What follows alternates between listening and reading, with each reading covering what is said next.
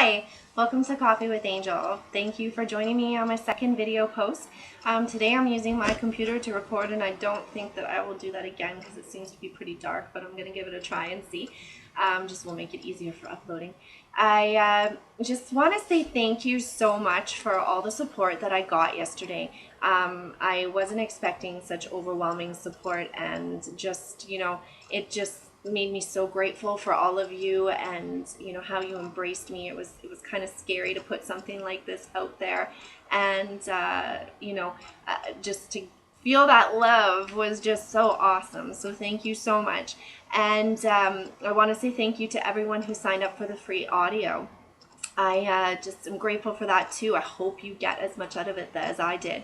And I know that the beginning of the audio, I talk super fast and probably sound like a chipmunk. But once I get to the really good stuff, I did slow down a bit.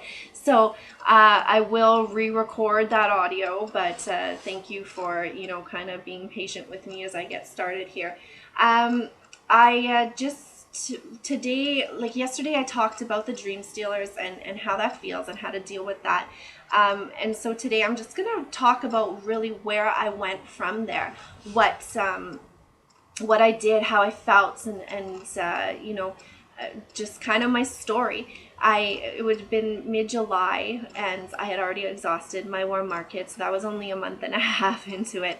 And I just heard recently that the person that you are before starting your business is how people are going to respond to you once you do start your own business. And for me, it didn't mean that I was a bad person or had done anything wrong, but I was a to myself person. So I didn't have a lot of relationships. I don't like drama. I don't like gossip. So I kept myself removed from that for pretty much like all my life. And so I know I've missed out on so many good relationships because of that, but that's just who I was before I became an entrepreneur. So I didn't have a big market warm market to approach. So mid-July, I'm sitting there, don't know what to do. I knew I wasn't going to stop. I've never thought of just quitting. I always knew that I was going to succeed. At that point, I had no clue what to do. And so at that was when I watched The Secret. And I'm going to say something right now that's going to sound like a swear to some of you, but I am not a fan of Oprah. I don't really get it, but she hopped on that bandwagon of The Secret when it all first came out, and I heard about it and I was like, forget it, I'm not going to watch this, and I don't care what it is because everybody likes it and I just have no interest in it. So I refused. But in my business now, Bob Proctor and his wife Linda Proctor, we do a lot of training with them. And of course, Bob is in the movie The Secret. So I kept on hearing about it again, and I was like, okay, fine, I will sit down and watch it. And I did, and it was just like mind-blowing. Like, it just was like cloud lifted in my head, and I was just, like, why didn't I hear of this before? And it just changed my whole thinking, and I really dove into the law of attraction and watched as much videos as I could and bought whatever training I could, and just really, just went that route and realized that the world's a whole different place than I thought it was. So, and then from there I did lots of reading, lots of training, webinars, as much as I could. And even still now, like right now, I'm reading 3 books. I'm in a success school. I, hop on 2, 3, 4 webinars a week. I, do daily morning motivation, evening motivation, nighttime motivation, devotionals, and when I hear that out loud, it does sound like I'm a little bit obsessed, which right now I kind of am, but it's a good obsessed. So where am I going here? So from all this training that I got about how to approach your cold market, it just made me realize that your cold market is actually your hope. It's not a scary place to go. And the good thing about your cold market is they don't know anything about you. They don't know your past and they don't know your present. So they don't know who you were before, and they don't know how successful you are now. So they don't know if your socks match, and they don't know if your sink is full of dishes or any, they know nothing about you, but they're going to form an opinion of you in the first 4 seconds that they meet you.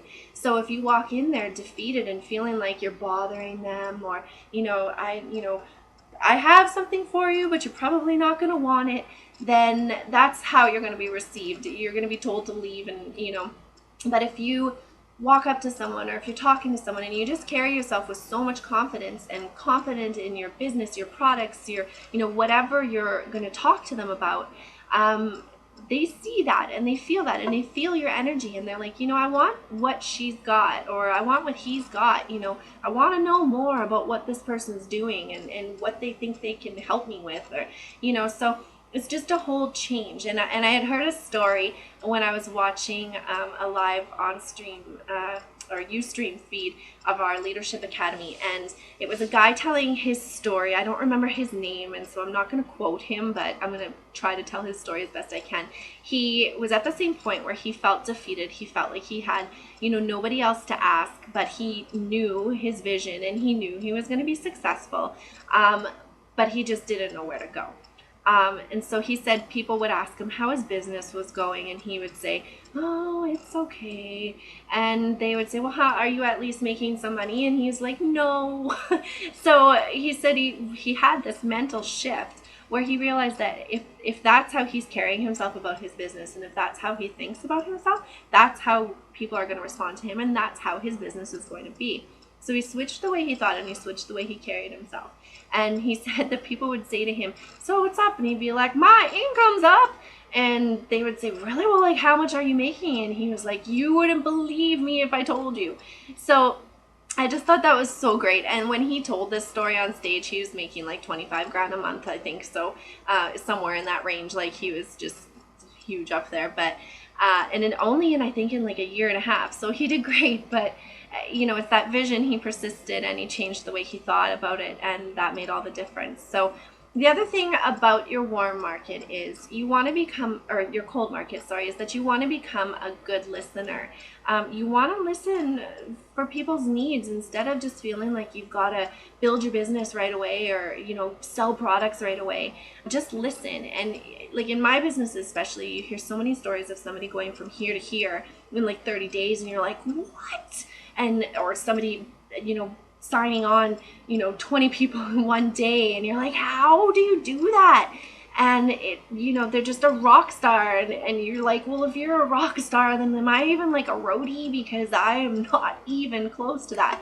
So don't feel that pressure.